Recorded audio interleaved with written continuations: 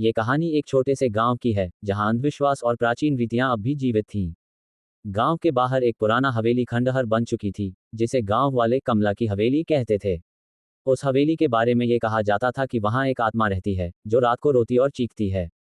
गांव वाले उस हवेली के पास जाने से भी डरते थे। एक दिन गांव में एक नौजवान लड़का रमेश आया। वह शहर से आया था और गांव में अपने चाचा के यहाँ ठहरा हुआ था। उसने गांव वालों से कमला की हवेली की कहानियां सुनी और उसमें इतनी जिज्ञासा जागी कि उसने हवेली जाकर सच्चाई जानने का फैसला किया। गांव वालों ने उसे बहुत रोका, लेकिन उसने उनकी बात नहीं मानी। एक रात रमेश ने अपने साथ एक टॉर्च, कैमरा और कुछ खाने का सामान लेकर हवेली की ओर रुख किया।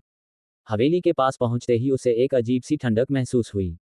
हवेली की दीवारें टूट चुकी थीं और हर जगह झाड़ झंखाड़ उगाए थे। अंदर कदम रखते ही उसे हवा में कुछ फुसफुसाहट सी सुनाई दी।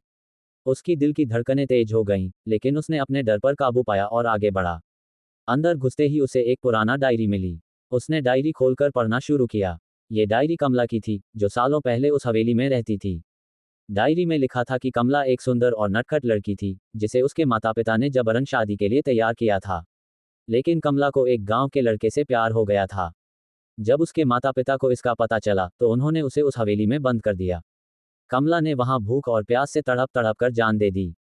रमेश ने डायरी पढ़ते पढ़ते देखा कि सामने एक छाया सी उभर रही थी। उसकी सांसें थम गईं। वह छाया धीरे धीरे स्पष्ट हो रही थी। वह कमला की आत्मा थी, जो अपने अधूरे प्रेम की कहानी रमेश को सुनाने आई थी। उसने रमेश से कहा कि वह उसकी आत्मा को शांति दिलाने में मदद करे।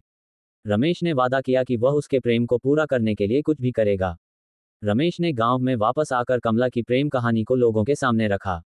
धीरे धीरे गांव वालों ने भी कमला की कहानी को स्वीकारा और उसकी आत्मा की शांति के लिए पूजा की। लेकिन ये सब इतना आसान नहीं था। एक रात जब रमेश सो रहा था, उसे अचानक एक सपना आया।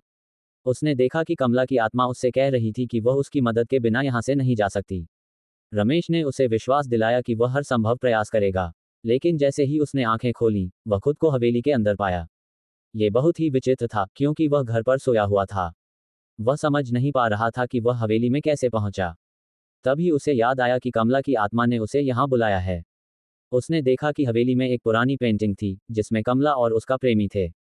उसने पेंटिंग को ध्यान से देखा और समझ गया कि यह पेंटिंग ही कमला की आत्मा को बांध कर रखे हुए है।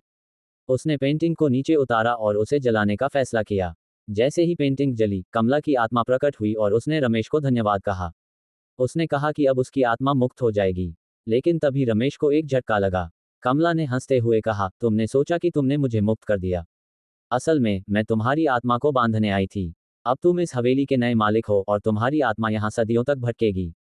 रमेश को ये सुनकर समझ में आया कि वह कमला के जाल में फंस गया था। अब वह भी उसी हवेली का एक हिस्सा बन गया और उसकी आत्मा भी वहां भटकने लगी, जैसे कमला की आत्मा पहले भटका करती थी। गांव वाले अब भी हवेली से दूर रहते हैं, लेकिन अब वे हवेली को कमला और रमेश की हवेली कहते हैं। और इस तरह कमला ने अपने साथ रमेश को भी हमेशा के लिए हवेली में बांध लिया।